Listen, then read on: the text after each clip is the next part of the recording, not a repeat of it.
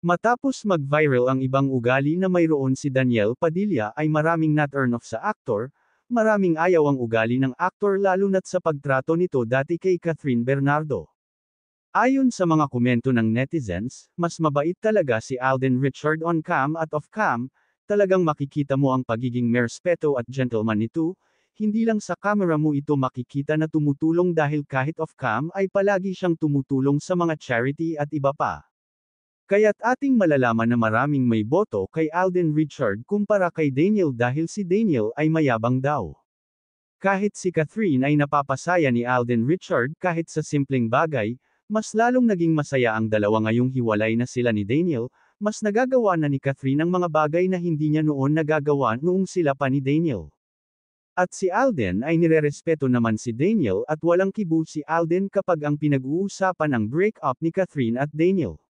Ang love team ngayon ng Kathden ay talagang viral sa social media, mga netizens gustong-gusto na magkatuluyan talaga ang dalawa dahil sa magandang relasyon na mayroon sila ngayon. At ang Kathden ay nagpapasalamat din sa lahat ng sumusuporta sa kanilang dalawa. Unahin na natin ang nagpapakilig po ng ating mga kababayan ng mga Pilipino sa Canada. Sina Catherine Bernardo at Alden Richards na hindi po ito pangarap na lang. Magkasama na po talaga sila ngayon sa Alberta, Canada. So ano pa, di ba? Marami tayong mga ayudang nakikita. Ano ba ba?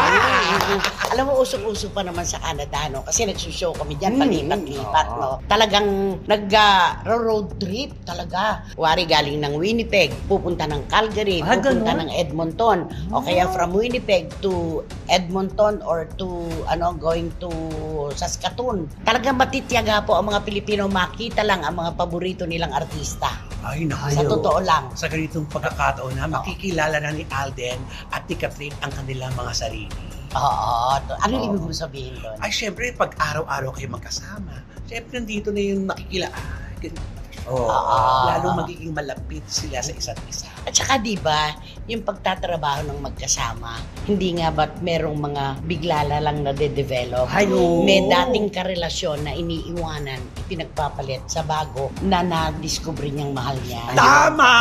Diba, correct! Oo. Palagay mo, mangyayari yon sa Kathden? Ayoko pangunahan pero pa doon patungo. Ay kasi nga naman, di ba? Kung yung dati mong karelasyon ganito, tapos parang yung sa bago mong nakikita, parang hindi mo nakikita doon sa kanya, parang mas maanit. Iba to. Iba ito pa kaya na-develop pa talaga doon sa bago eh. Ngayon pa naman, usong-uso ang mga instant, di ba? Ay, oo! Dati, ang camera, ipapadevelop mo pa. Di ba? Ngayon, instant. Joke, andyan ang retrato. Mga noodles, instant, lagyan mong tubig, andyan na. Diba? Ano pa ba ang mga mabilis? Kape. Mabilis din yun. Kaya pati ang pag-ibig po ngayon, merong instant.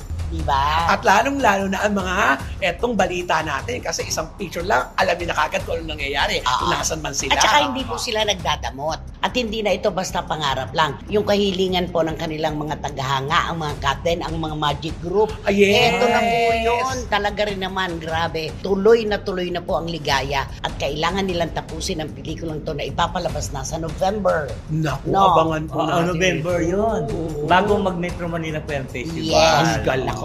Wasak na naman ang takilya nito. Ay, oo. Diba? Naku, yun naman sinasabi nila. Naku, nahatak na lahat ng Hello, Love, Goodbye ang pera ng tao. Ngayon na naman. Sa Hello, Love Again. Sa Hello, Ganun Love. na naman. Diba? Wala naman ng pera. Okay, 3 punto. Ano sa palagay mo ang mamahalin ni Catherine kay Alden? Ay, makapamilya. Okay. Pareho sila. Oh yes, makapamilya. At yung pagtatangi sa mga taong mga tagahanga. Yan ang unang. Pareho sila. Yes. Okay, ano pa? At marunong sa buhay.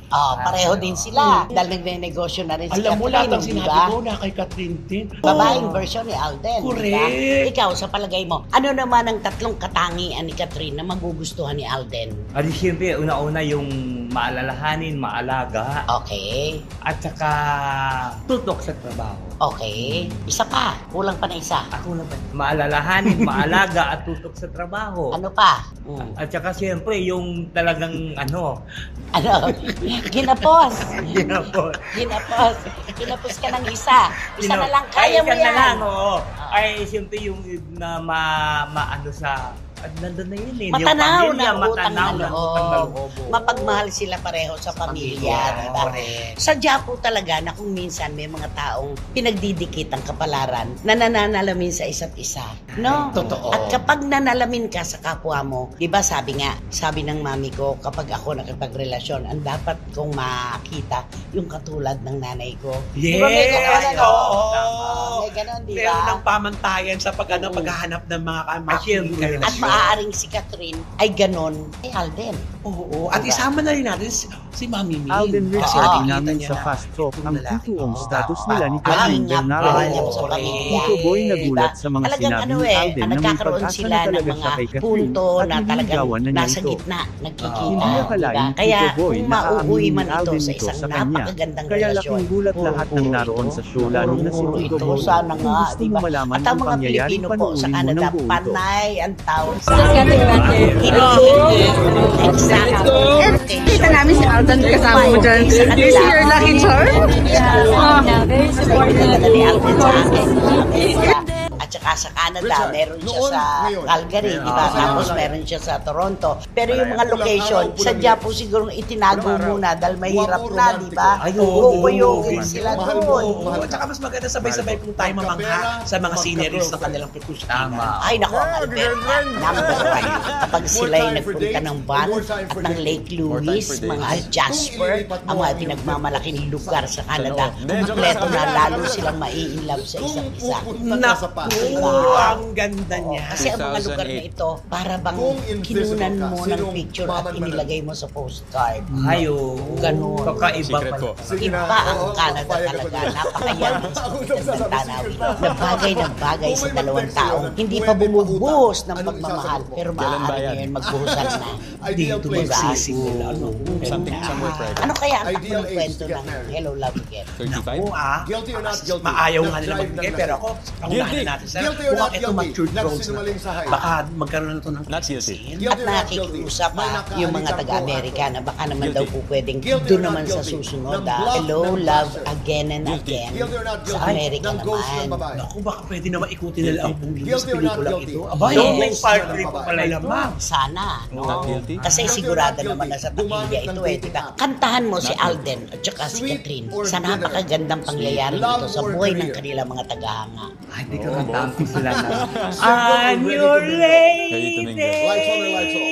Lights on. Happiness or chocolate? You're mine. Happiness with chocolate. Best time for happiness and chocolate. Anytime.